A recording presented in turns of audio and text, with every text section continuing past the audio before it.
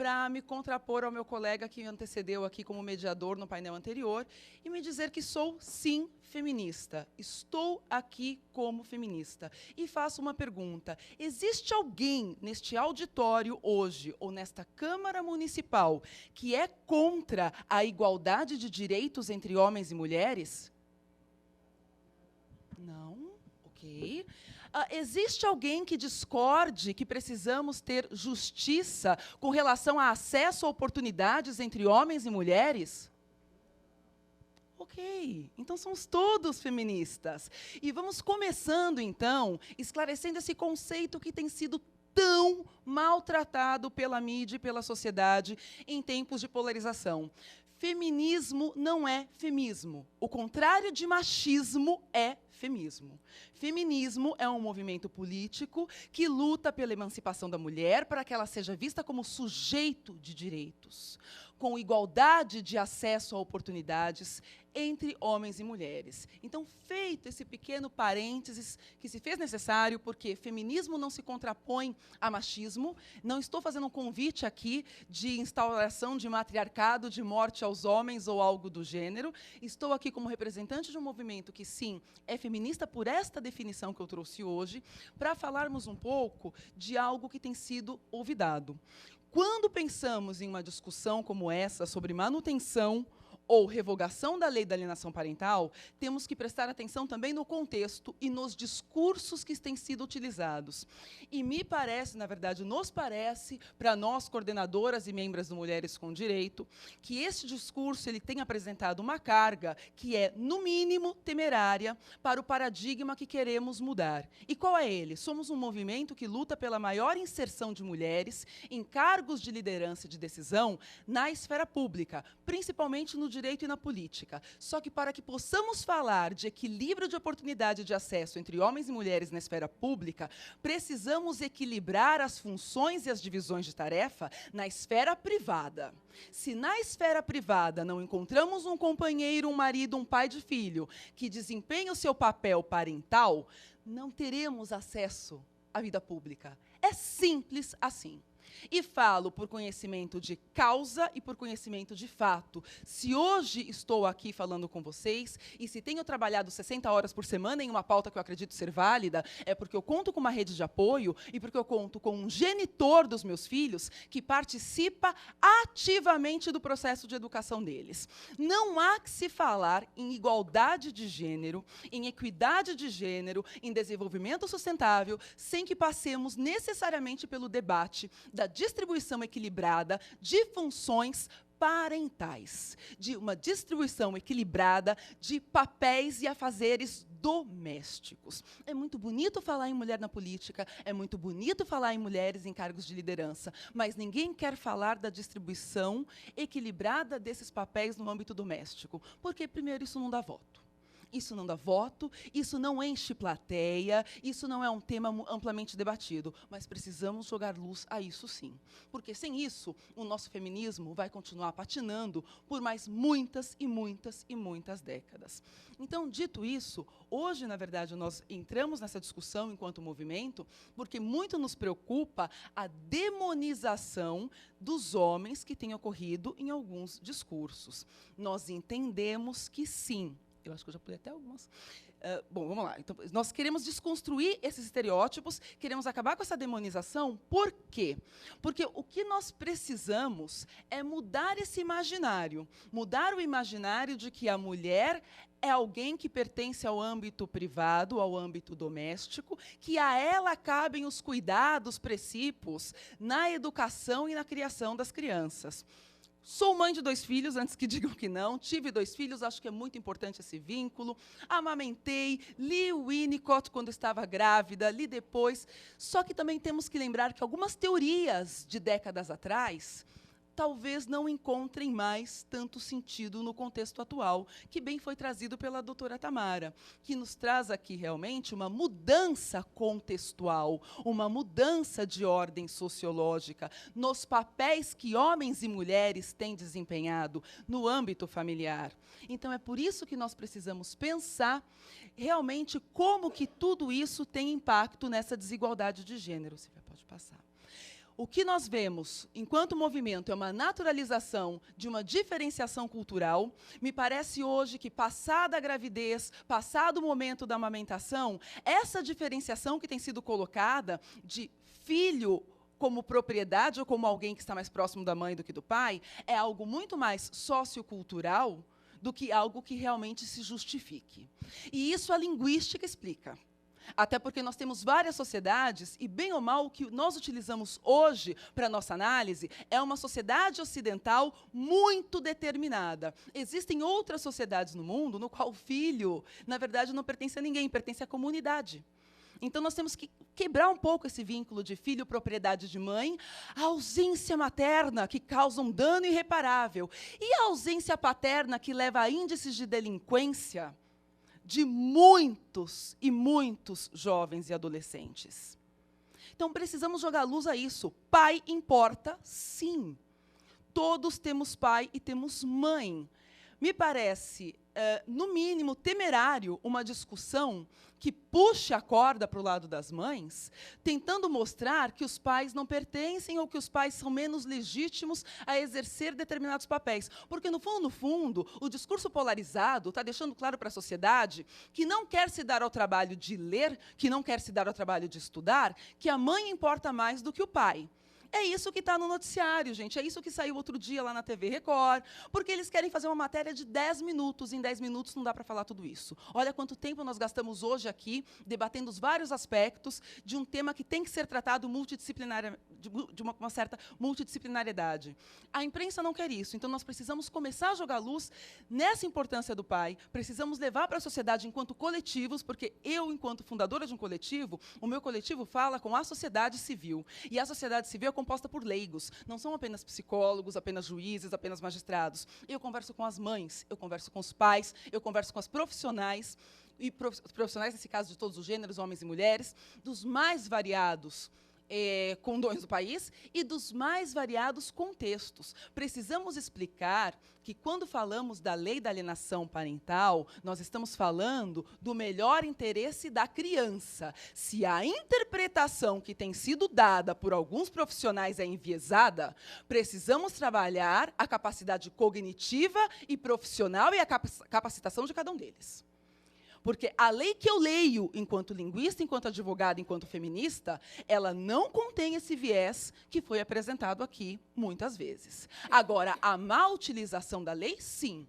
E se formos partir do princípio que a cada lei mal utilizada em nosso país, necessária será a revogação, facilitou muito para os profissionais de direito.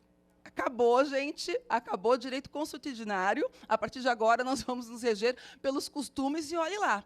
Porque eu não conheço uma lei neste país que não encontre uma má utilização, uma má interpretação, uma brecha ou um emprego equivocado. Então, se trata, sim, de jogarmos foco ao melhor interesse da criança, melhor interesse esse que estará contemplado quando houver uma participação ativa e efetiva na sua criação e uma convivência próxima com mãe e pai, no entendimento de que somente com a participação ativa e efetiva de mãe e pai podemos começar a pensar em alguma evolução, em algum tipo de equidade de gênero no âmbito doméstico, e que somente com este maior equilíbrio de desempenho de funções no âmbito doméstico é que poderemos falar em equidade de gênero, que vai ser alcançada lá pela ODS 5, Silvia, acho que está no próximo até, da ODS 5, dos Objetivos de Desenvolvimento Sustentável da ONU, que versam sobre a igualdade de gênero, e o 5.4, que eu gostei de frisar aqui, que diz o seguinte: reconhecer e valorizar o trabalho de assistência e doméstico não remunerado por meio da disponibilização de serviços públicos, infraestrutura e políticas de proteção social, bem como a proteção da responsabilidade compartilhada dentro do lar e da família, conforme os contextos nacionais. Responsabilidade compartilhada. Este é um texto da ONU. Silvia, pode passar. E o 5.C, que diz adotar e fortalecer políticas sólidas e legislação aplicável para a promoção da igualdade de gênero e empoderamento de todas as mulheres e meninas em todos os níveis. Então, precisamos falar, sim, de legislação, e a legislação para o empoderamento da mulher passa pela maior responsabilidade também dos homens, passa por um sistema que crie uma responsabilidade com relação ao exercício da parentalidade, inclusive mudando termos como maternidade e paternidade por parentalidade, porque para o filho ter mãe e ter pai importa. E tudo isso com um impacto realmente que entendemos econômico, claro, porque essa família da qual estamos falando é uma família diversa. É uma família multifacetada, não existe mais um conceito único de família, estamos falando de famílias de vários contextos, com vários interesses, e que precisam ser analisadas de uma maneira muito específica, com muita atenção. Ah, mas, Fabiana, o nosso judiciário não dá conta. Então, que passe a dar. Desculpa, que passe a dar. O poder judiciário é um dos nossos poderes, certo?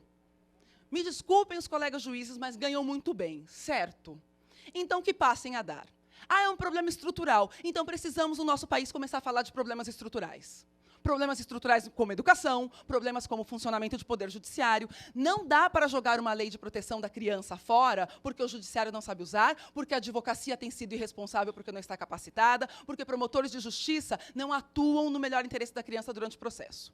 Então, acho que todos nós, operadores do direito, precisamos fazer nossa meia-culpa e precisamos ir para casa estudar. Porque é muito fácil sair rasgando o diploma normativo. Porque retrocesso de direitos é o que mais temos visto nos últimos tempos. Precisamos aprofundar os debates, precisamos nos capacitar e precisamos garantir que as nossas crianças, que as nossas famílias estejam mais bem estruturadas. Até porque nessa família, a participação direta e efetiva dos pais, pai e mãe, é fundamental ao saudável desenvolvimento desses filhos. Bom, eu ia falar rapidamente, mas já foi falado dos conflitos familiares. Quem atua na área de família sabe que os conflitos familiares são extremamente multifatoriais e multifacetados, com uma carga emocional muito grande, e muitas vezes, nesse processo de divórcio, de dissolução de união estável, de separação desse tipo casal conjugal, surge um par parental bastante desequilibrado, independentemente do gênero. Muitas mulheres, muitos homens que passam a utilizar, pode passar, Silvia, que passam a utilizar as crianças como objeto de disputa e não sujeitos de direitos. Então, é disso que se trata, entender a lei da alienação parental como uma lei que vê as crianças como sujeitos de direitos. E nós, da área, nós profissionais, tentarmos levar de uma maneira didática e pedagógica, como disse alguém, que acho que foi a doutora que se pronunciou ali, falando que no seu escritório utilizava a lei como uma maneira de evitar problemas maiores. Essa é a função da lei também, com essa carga didática de ensinarmos a estes pais como pode ser exercida essa parentalidade responsável. Pode passar, Silvia? E aí precisamos entender dos nossos escritórios, nos fóruns, nos ambientes dos consultórios de psicologia, a diferenciação entre a coparentalidade, que permanece depois da dissolução desse vínculo matrimonial, e da conjugalidade. O que morre é o casal conjugal, mas o par parental precisa ser trabalhado, inclusive através de políticas públicas. É uma coisa que temos pregado muito no movimento Mulheres com Direito. A necessidade de uma política pública séria que verse sobre parentalidade responsável e sobre coparentalidade. doutora. Pode passar.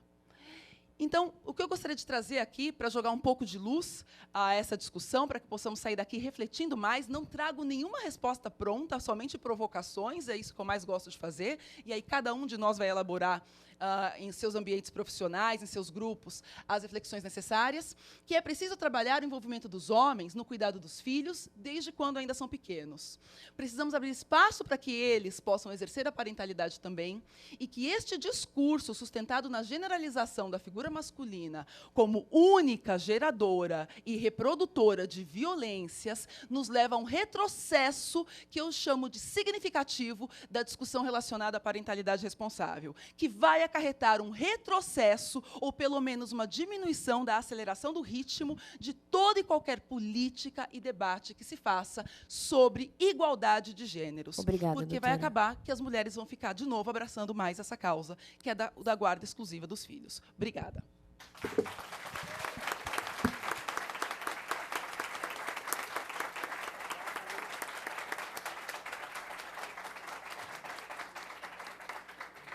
Muito obrigada, doutora Fabiana. Agora a gente passa a palavra para Clara Luz.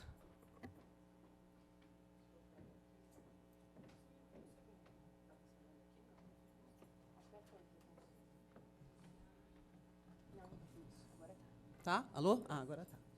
Bom, gostaria de parabenizar os organizadores do evento, porque é muito importante a gente ter um debate realmente contundente a respeito do prós e contras, né, da revogação dessa lei, porque nada pode ser decidido sem que se tenha luz aos conhecimentos do fato, da realidade, né, que nós estamos vivendo aqui. Porque eu acho que o que a gente está enfrentando aqui é uma carga muito grande de ilusão em torno de histórias mal compreendidas, camufladas. E gostaria de parabenizar a Fabiana pela fala. E eu acho que eu me sinto à vontade de dizer, em nome das mais de 200 mães do coletivo Mães na Luta, que nós concordamos em gênero e grau com tudo que foi dito aqui.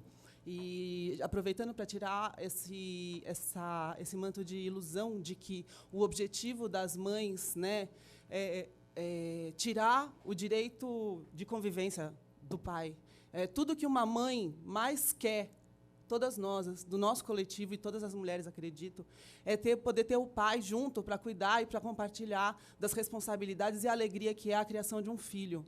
Uma mãe que está em paz com a criação dos seus filhos, em paz com o seu relacionamento, segura, ou mesmo separada, que confia naquele genitor, jamais vai afastar, não é vantagem para mãe nenhuma.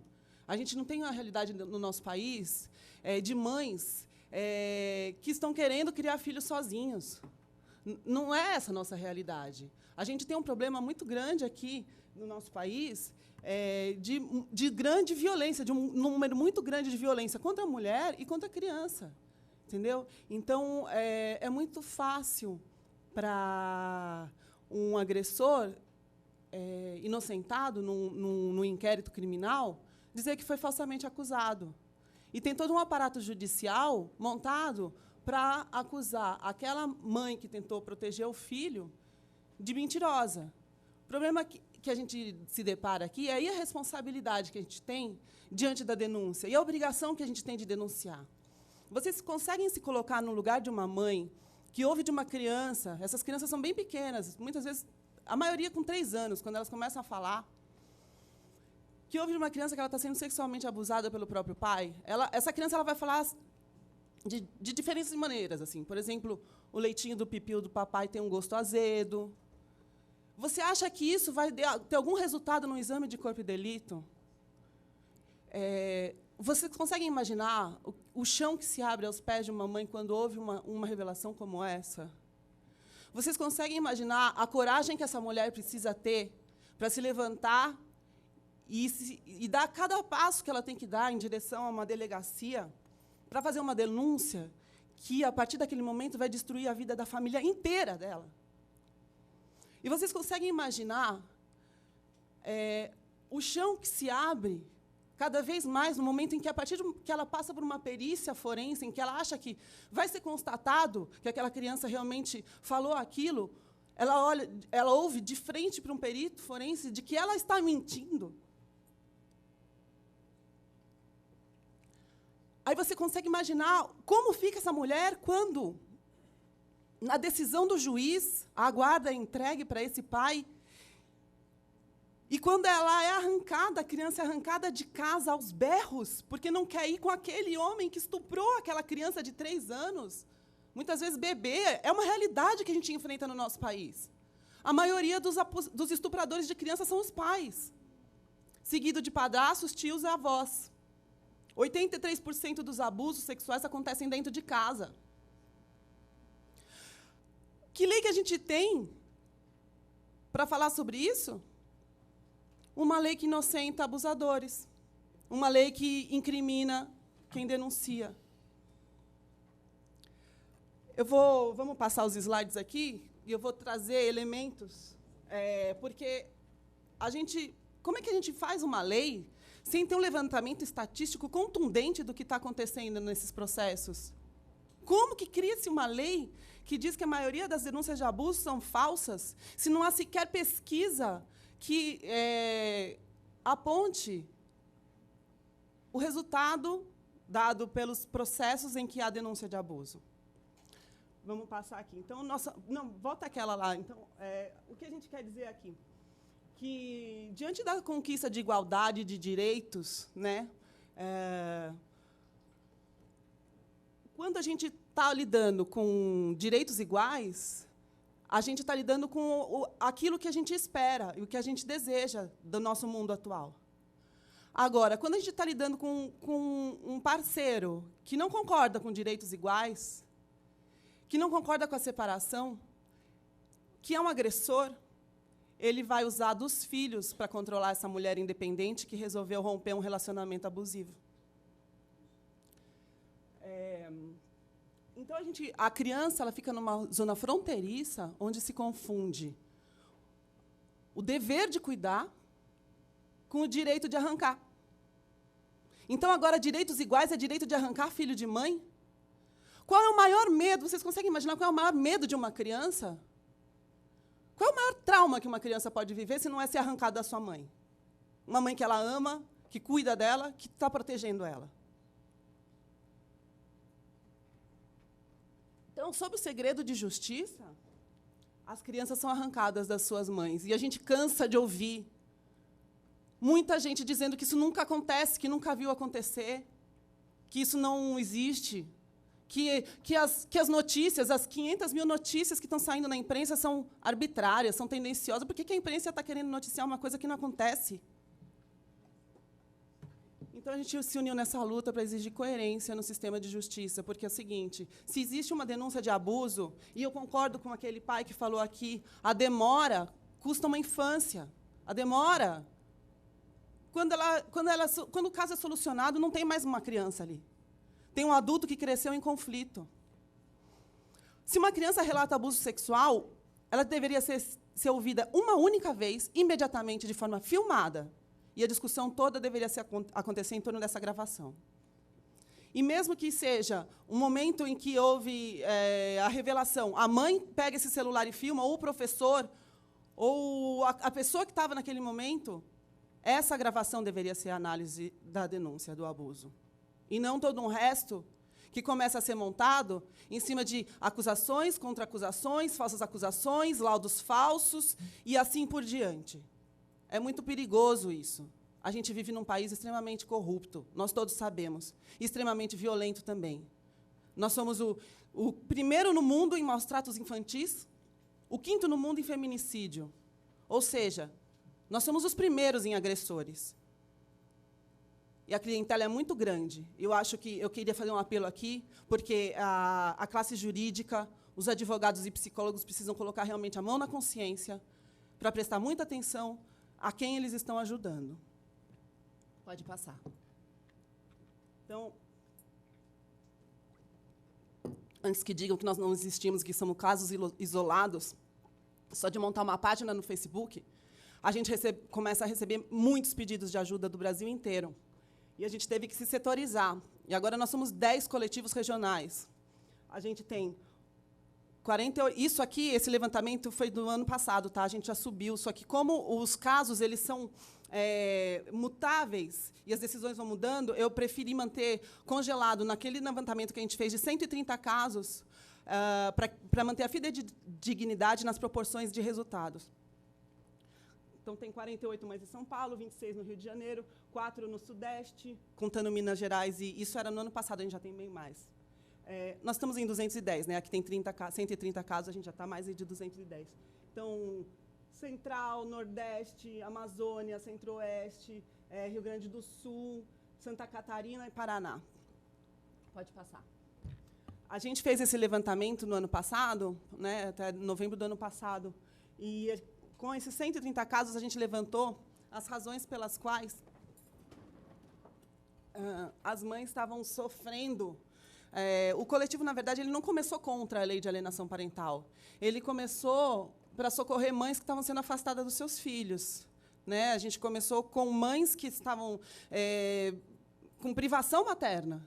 E a gente identificou que a alienação parental é o principal motivo que está gerando privação materna. Então, assim, a gente não mata estuprador, a gente não mata assassino, a gente não estupra estuprador, mas a gente aliena alienadora. Que lei é essa, minha gente? Denúncia de abuso sexual. Por que fala-se tanto em denúncia de abuso sexual quando fala-se de alienação parental? Não é uma pontinha do iceberg, não é um caso isolado. A gente está aqui, atualmente, a gente tem, de 143 casos planilhados, 52%, 74% são devido a denúncia de abuso sexual. Das 27 sentenças que a gente teve, 24 inversões de guarda para o pai, em relação ao abuso sexual. Como que não inverte guarda por abuso sexual? 89% das decisões, depois de uma denúncia de abuso sexual, foram de guarda invertida para o agressor ou para o suspeito. Na dúvida, indúbio não é pró réu? Por que um réu que é inocentado num processo criminal acusa uma ré num processo de alienação parental? Vira uma prova contra uma ré de alienação parental. E a dúvida? E o benefício da dúvida da ré dessa? E as falsas acusações de alienação parental? Pode passar.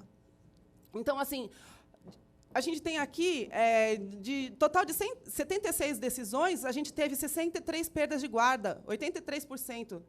27 mães privadas de qualquer contato com seus filhos por um período que vai de 2 meses até... Tem mãe que está há 8 anos sem ver filha, né? Corre. Então, como acontecem essas decisões? Primeiro, tem um fato que atinge a criança, ou, às vezes, até a mudança de endereço. Entendeu? Aí o cuidador toma as providências, por exemplo, o marido arrumou uma amante, tem vários casos assim.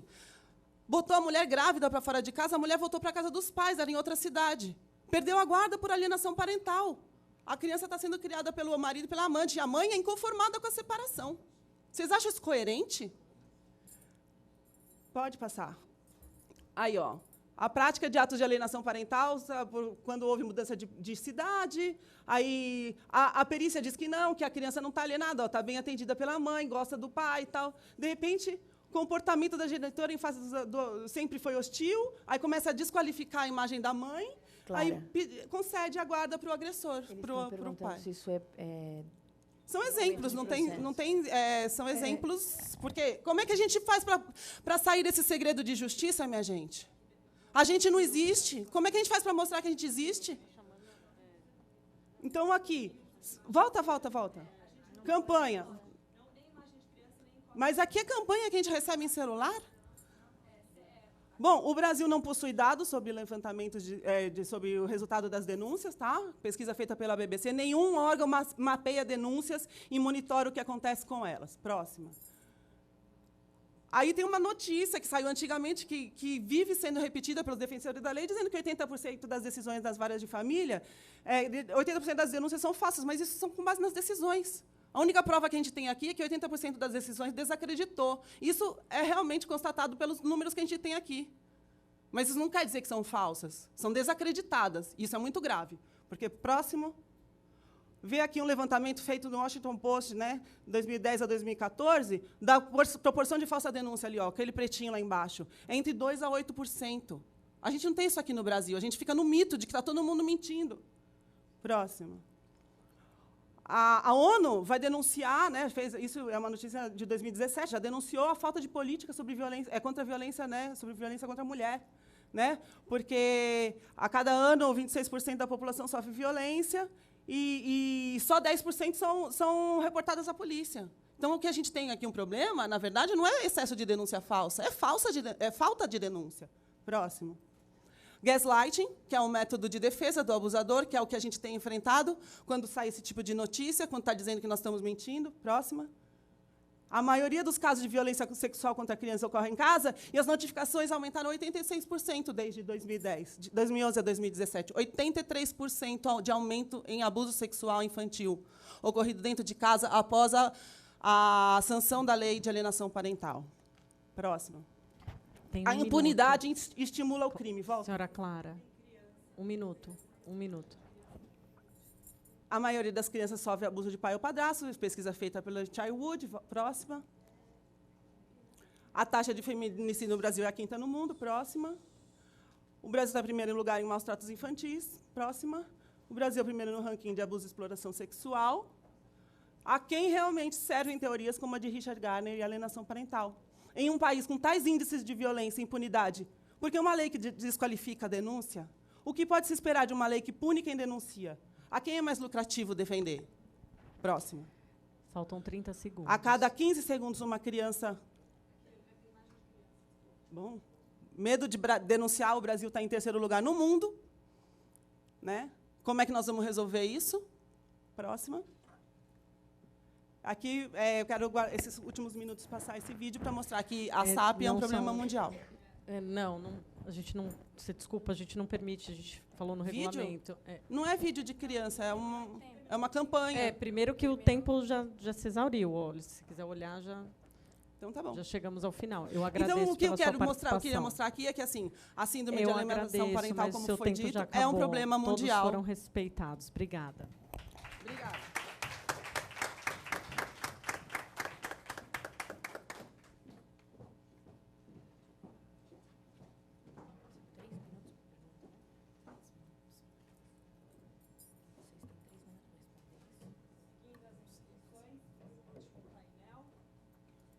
Lembrando, 3 minutos de fala para a pergunta e depois 3 minutos para a resposta. As palestrantes preferem fracionar os 3 minutos ou falar 3 e depois 3? Preferem fracionar os 3 minutos ou falar 1 minuto e meio cada uma? Responder diretamente as perguntas. É melhor? Tá bom, então 3 e 3, tá bom. O primeira escrita é Thelma T. de Souza.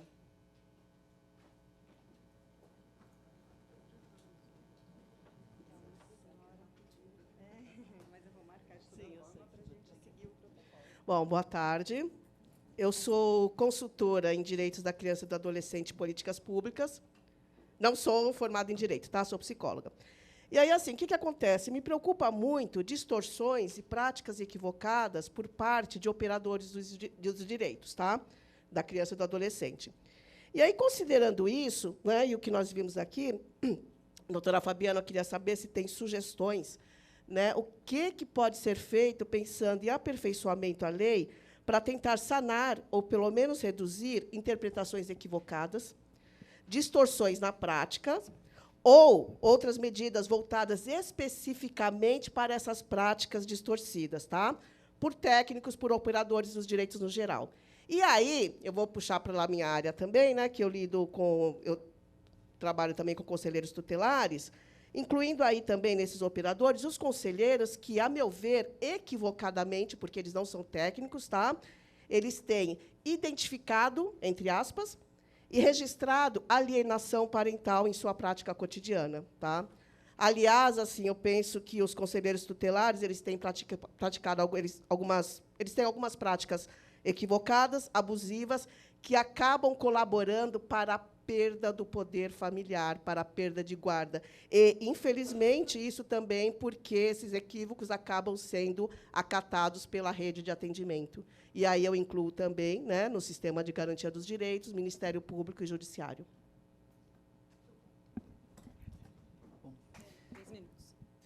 Bom, muito obrigada pela pergunta, Thelma. É uma pergunta difícil.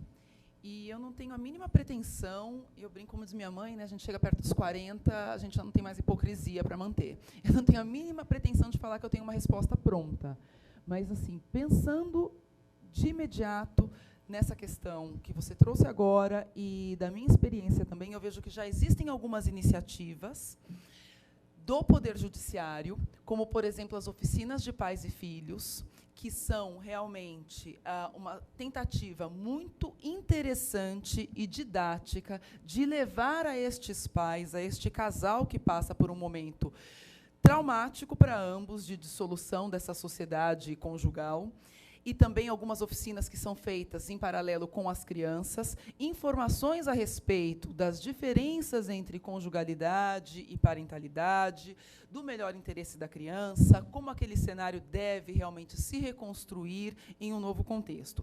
Essa é apenas uma das iniciativas que o Poder Judiciário tem tomado. Além disso, eu acredito muito na questão da capacitação. Nós precisamos discutir mais detidamente a lei da alienação parental, para que ela não seja invocada de uma maneira temerária, como tem sido. E aí a gente vai esbarrar também numa questão que está acontecendo muito com o direito. né? Eu costumo dizer que, se eu tenho um tumor no cérebro, eu não procuro um dermatologista. Só que, na área do direito, nós sabemos que qualquer profissional inscrito na OAB se acha, muitas vezes, e aí eu faço uma crítica mesmo aos meus colegas, se acha capacitado para realizar um divórcio. Eu já ouvi de muitos colegas: você é advogado especialista em família? Mas eu sou tributarista e faço família, eu faço penal e faço família, eu faço trabalhista e faço família. E isso não é bem verdade. Vimos aqui que uma lei, ela ensejou vários debates, várias audiências públicas de horas, e poderíamos ficar aqui tranquilamente mais umas 10, 12 horas debatendo esse tema, que é complexo, sim, e que requer uma visão multidisciplinar. E, falando em multidisciplinaridade, eu entendo também ser essencial que haja a disponibilidade de equipes multidisciplinares nos fóruns, porque estamos falando agora daqui de São Paulo, capital, uma metrópole, uma das maiores desse continente. Porém, sabemos que a realidade no interior, que a realidade em comarcas de outros estados é muito distinta. E sempre esbarramos naquela fala do Poder Judiciário de que nós não temos verba para isso. E aí eu vou fazer uma outra crítica. A gente desculpa, um Poder Judiciário que tem verba para pagar R$50 mil para um juiz tem que ter verba para pagar também assistente social e psicólogo. E, por último, a condenação em má-fé. Eu acho que tem que ter condenação em má-fé, concordo com a doutora Tamara, e talvez essa má-fé, essa condenação, seja didática para os colegas todos que operam nessas causas. Próximo inscrito, o senhor José Carlos Bahia de Andrade. Bahir de Andrade. O senhor tem 3 minutos de fala. Bom, muito boa tarde a todas, a todos. É um prazer estar aqui. Obrigado pela oportunidade de poder falar também em nome dos pais e mães e avós que sofrem alienação parental. Cada vez mais que eu participo de uma audiência como essa, cada vez mais eu tenho a certeza, a convicção da manutenção dessa lei e da mais pela brilhante defesa de todos os debatedores e panelistas. Parabéns, doutora. Ouvindo os 4 painéis, eu julgo salutar falar de algumas redundâncias necessárias. Uma delas é que a alienação parental não tem gênero. Essa dicotomia que muitos dos revogadores tentam incitar, essa guerra dos sexos, infelizmente, até entra num viés aí do arquétipo da vitimização da mulher, que eu acho que isso não engrandece em nada a causa. Eu lido com pais, mães e avós que sofrem alienação parental em todo o país. É uma realidade triste e crescente e urgente de ajuda dos operadores de direito, como vocês aqui. Outra redundância necessária: não há nenhum manutedor, nenhum defensor da lei que pensa de forma diferente em relação à pedofilia ou abuso infantil. Isso é ultraje. Não há um pai que se preze, ou uma mãe que se preze, ou um avô que se preze, que vai ajudar, vai endossar um pleito de um pedófilo, de um abusador. Isso não existe. Isso não existe. Sobre essa mesma redundância, existe uma nova nômina da alienação parental, doutora Fernanda. Fernanda? Fabiana, perdoe-me. Sou péssimo com nomes. Que é a questão da alienação parental judicial. Existem vários casos, infelizmente, em todo o Brasil, infelizmente, juízes e juízas que, até de uma forma meia misândrica, mostram uma aversão enorme à paternidade, né? Então, a pergunta que eu faço é essa questão da alienação parental judicial. E a outra, eu queria ouvir de você, da doutora, a questão de como vê o afastamento parental. A gente ouviu da outra parte o que acha da privação paterna. Eu queria ouvir de você o que é, o que gera a privação paterna. Obrigado. Clara. É para mim, né? Isso. A privação, tanto materna quanto paterna, ela é muito triste para a criança. Ela não é buscada, eu acho que da mesma forma como ninguém está aqui para defender abusador, ninguém está aqui para defender privação materna ou paterna. O que acontece exatamente é que, por conta dessa lei, está se escolhendo a privação de um ou de outro. Aquele que for alienador, né, taxado de alienador, ele vai ser privado do convívio. Se você tem um problema de... assim, a gente tem conversado com muitos pais que se consideram vítimas de alienação parental. Só que a alienação parental, ela é uma máscara que você coloca em cima de qualquer questão. E aí você não enxerga mais a questão. Você só discute alienação parental e você começa a contratar psicólogos que vão dar laudos, um dando que o alienador é um, que o alienador é outro, aí um forense que o alienador é... E ninguém mais está olhando para o fato. Qual que é o fato? A criança não está gostando a criança está chorando quando vê o pai? Isso se resolve com uma terapia. A mãe não quer entregar o pai? Por que ela não quer entregar? Ela não quer entregar porque o pai não está cuidando direito, porque está deixando... Então, resolve o motivo pelo qual a mãe não está querendo entregar. Mudança de endereço, mudou para longe? Por que mudou? Mudou porque não tinha onde morar? Foi chutada de dentro de casa? Ou mudou... Entendeu? São questões que elas têm que ser resolvidas no objeto da questão. É abuso? É denúncia de abuso? Então, houve abuso ou não houve abuso? Não pode se concluir se houve ou não houve. Não pode se concluir? Então o cara não vai ser preso. Então volta à vida normal. Não tem que acusar quem denunciou de alienadora e dar a guarda para o abusador. Porque você não sabe. 90% dos processos em que é investigado abuso não deixam marca. Em que há abuso, não deixam marca. Não tem como dizer que houve o abuso, na grande maioria. Então, a gente tem que tirar essa máscara de alienação parental de cima dos conflitos e resolver os conflitos. Eu acho que as soluções vão ser dadas muito mais rápido se a gente olhar para um objeto, em vez de ficar aumentando o problema, entendeu? Caracterizando com teorias alucinadas, muitas vezes, que desfocam, que tiram a realidade do problema. Né? E eu acho que a gente vai ajudar os nossos filhos, vai reduzir o tempo desses conflitos, porque eu acho que um conflito em que há essa investigação de alienação parental, das duas, uma. Ou houve abuso sexual e a guarda invertida imediatamente para o abusador, porque a denúncia em si já é a prova da alienação parental, ou se o pai realmente está sofrendo essa alienação, ele vai ficar anos, porque nunca vai ter uma prova suficiente de que é realmente uma alienação, desde que não haja um abuso sexual ou uma violência doméstica, uma medida protetiva. Obrigada, Clara. Obrigada, Clara. Próxima inscrita, Edith Ascherman.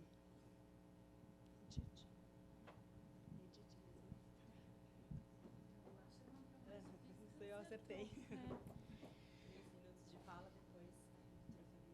Tá bom, obrigada. Boa tarde a todos. Eu fico muito feliz em ver tantas pessoas, né, reunidas, agora já nem tantas, porque algumas devem ter ido embora, mas, enfim, tantas pessoas reunidas para defender os interesses de quem realmente precisa de defesa, né, que são as crianças. E que todo mundo aqui, eu tenho certeza que isso é uma coisa que todo mundo converge, que é o maior interesse delas e da defesa delas, dos interesses delas.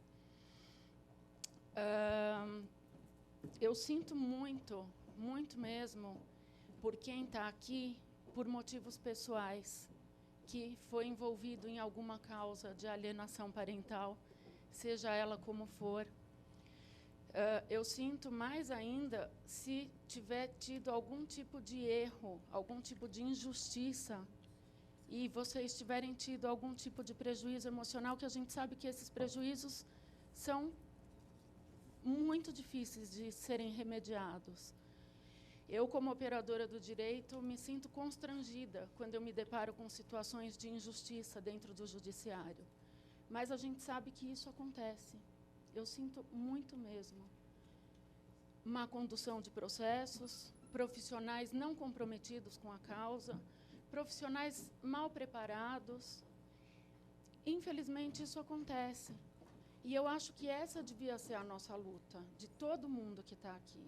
Como a gente vai resolver isso? E não, assim, a lei de alienação parental é para proteger o interesse da criança. Se ela é mal utilizada, isso que tem que ser corrigido. E não a lei derrubada, porque isso não vai resolver. Os casos vão continuar acontecendo. E a criança, ela vai continuar vulnerável.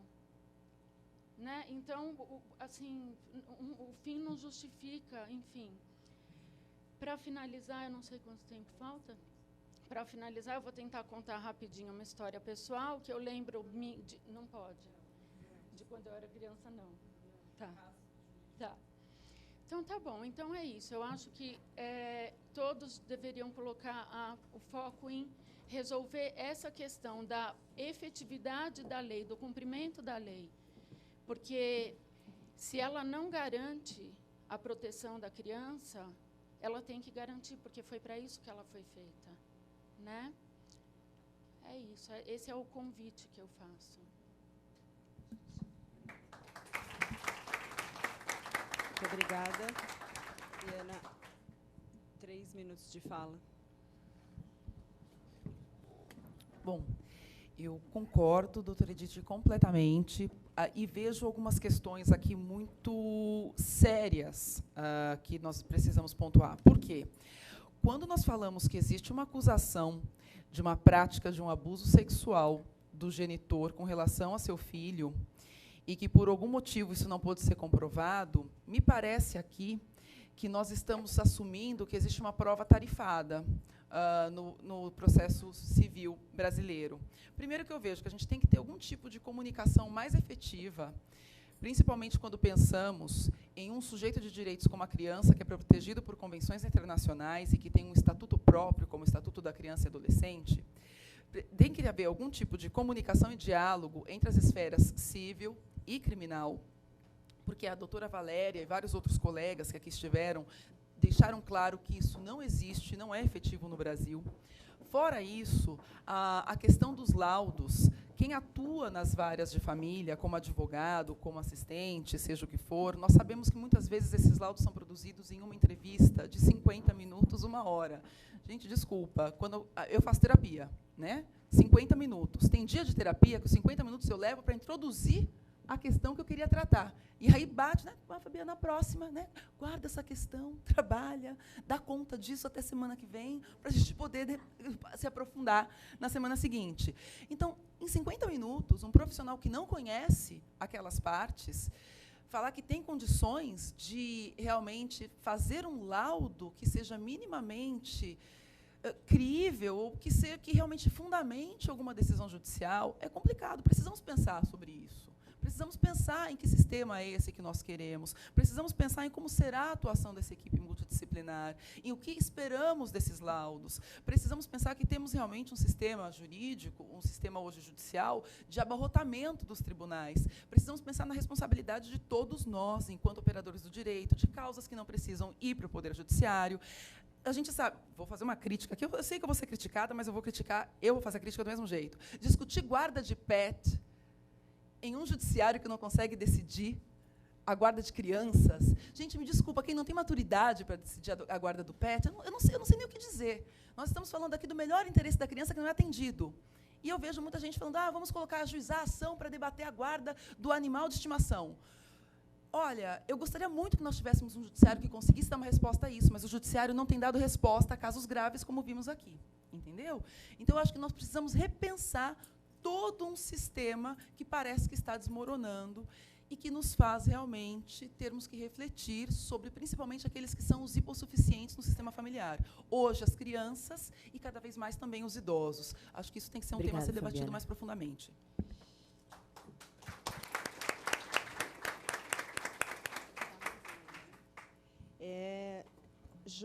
Senhor José Augusto Rocha.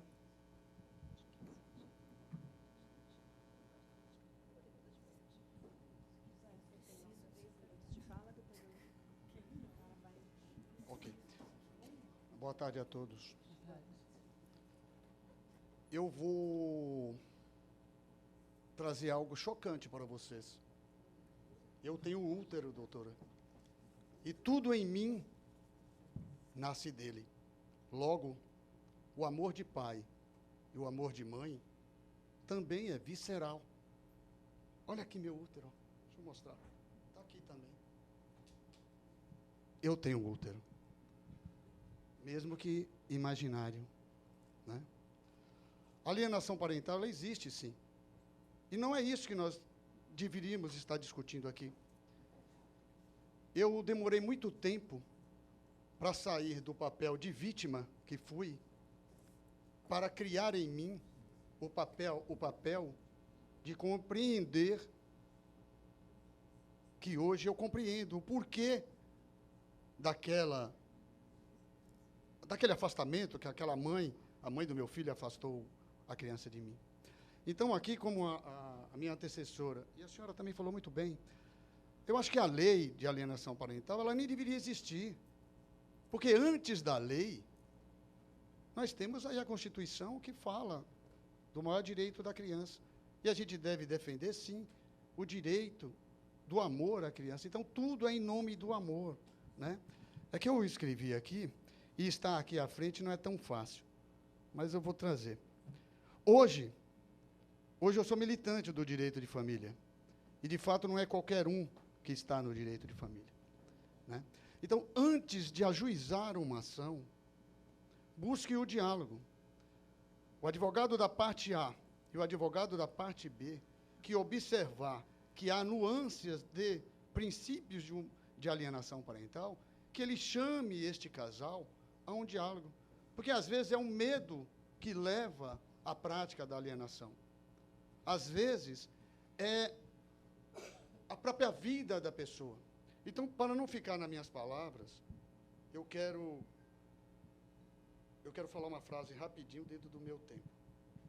Espera aí, segura aqui, por favor. Quero abrir aqui, que eu não sei mexer nesse raio desse celular. Espera aí, rapidinho. Oh, meu salário mínimo. Espera aí. É importante essa leitura, mesmo que eu tome 1 segundo do meu tempo. Vocês verão como ela é importante. Prestem atenção, por gentileza. Os filhos fazem, por fidelidade ao pai, aquilo que a mãe despreza nele. É esta a compensação e é este o castigo. Nada que faz parte do todo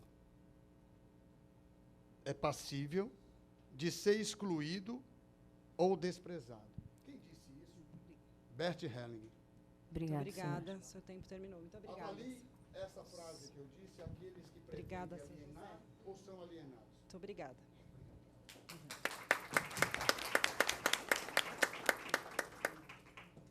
Clara, 3 minutos de fala.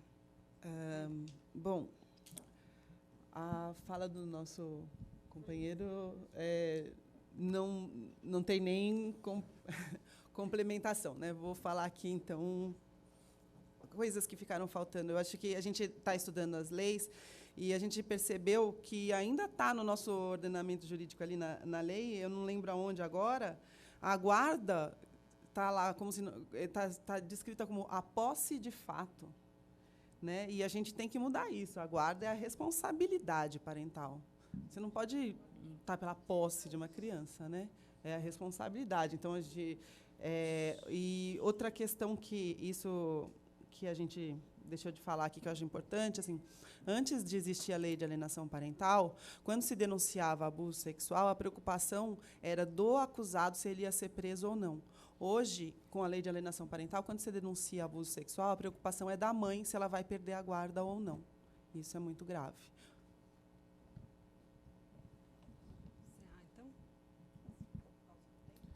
Bom, só para complementar, não, porque a gente tem essa obrigação de denunciar, né? E aquela campanha que eu não pude mostrar ali estava assim: se os desenhos ficam preto e branco, se o sorriso some, se o apetite muda, diante de qualquer indício ou suspeita, denuncie. Imagina se uma mãe denuncia alguém por suspeita de abuso porque o apetite do filho mudou. Entendeu? Então, quer dizer, é muito incompatível a campanha que se faz com a realidade que se vive. Porque se faz uma campanha convencendo as pessoas de que tudo vai dar certo.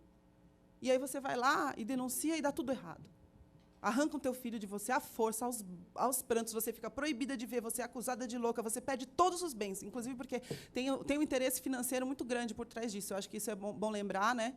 Porque advogado, psicólogo, desculpa, gente, mas realmente os processos são caríssimos, estão ganhando muito dinheiro. Eu acho que tem que ser colocado que esse interesse financeiro na manutenção da lei, sim.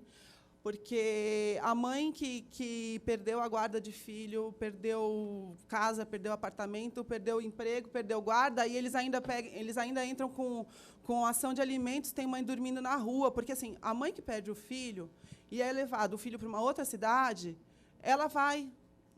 Assim, no nosso levantamento, assim, a grande maioria, ela larga tudo que ela deixou para trás e vai morar perto do filho, na outra cidade. Enquanto isso, não. O pai fala assim, a mãe se mudou, eu fico aqui e manda trazer meu filho de volta. Entendeu? E aí, filho de volta, está lá com o pai, a mãe, para poder visitar, está lá sem emprego, ele entra com ação de alimentos, a mãe vai para a cadeia. Está muito desproporcional isso, gente. Vamos ter paz. Vamos ser coerentes, né? E ter responsabilidade e tirar, eu acho que o mais importante é tirar, eu acho que as nossas vidas familiares e nossas crianças o mais rápido possível do meio jurídico. Obrigada, Cláudia.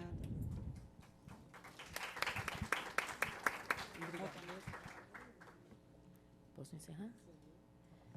Gostaria de encerrar essa mesa de agora, parabenizando a doutora Fabiana, Clara, e também parabenizar os organizadores dessa audiência, para que a gente reflita sobre os prós e contras da revogação e da permanência da lei da alienação parental. Eu acho que, numa democracia, é importante que a gente respeite o posicionamento das pessoas, o sofrimento das pessoas, tanto dos homens quanto das mulheres, e, principalmente, priorize o bem-estar e a proteção da criança. Muito obrigada a todos. Boa tarde.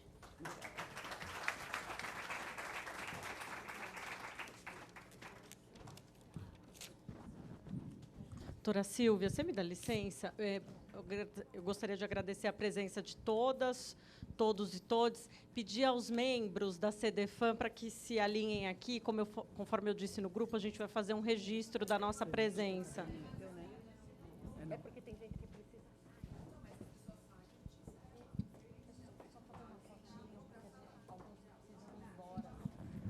Vamos chamar a outra mesa. Quem puder e tiver que sair, é só para que não deixe de ser registrado. Se puder vir aqui e tirar uma foto, eu agradeço. Tá bom só assim? Para o nosso último. Tá bom assim, doutora Sandra Vilela? Tá bom assim?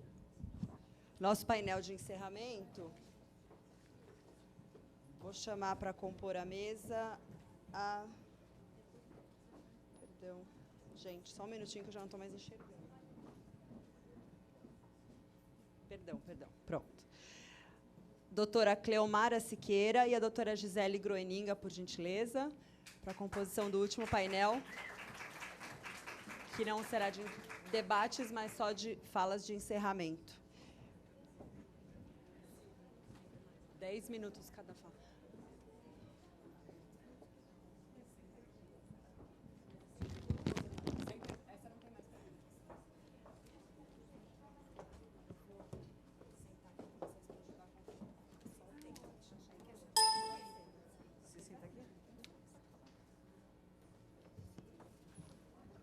Eu não tenho um currículo seu, mini currículo de vocês. Tá bom. Eu vou pedir só para que as palestrantes se apresentem, porque a gente está com... Tem uma falha técnica da ausência do mini currículo, mas eu passo a palavra, então... Vocês combinaram? Para a doutora Cleomara, e com tempo de fala de 10 minutos, por favor. Boa tarde a todas. Eu sou advogada militante na cidade de Marília, sou presidente da Comissão da Mulher Advogada lá. E, a princípio, para mim, assim, é uma honra hoje estar aqui nessa Casa Legislativa e ver que a maioria das pessoas que estão integrando aqui são mulheres. Antes, nós, mulheres, não tínhamos esse poder, essa possibilidade de estarmos discutindo uma lei que é aplicada para toda uma sociedade. Olha a importância da mulher. Nós temos muito ainda que conquistar. Temos muito. Mas só de ver hoje essa Casa Legislativa, que os homens nos perdoem, mas composta de mulheres, está muito mais colorido hoje. E isso me engrandece muito como presidente da Comissão da Mulher Advogada. Eu quero agradecer o convite, hoje de estar aqui, encerrando essa audiência pública, que é de extrema importância para todos nós. Todos nós que estamos aqui hoje temos como único objetivo, que é a proteção das nossas crianças e dos nossos adolescentes. O objetivo principal, comum, mútuo de todos aqui, nós presentes, não nos trouxe dúvidas, a proteção dessas crianças e do adolescente. Mas nós também temos que pensar num segundo plano da proteção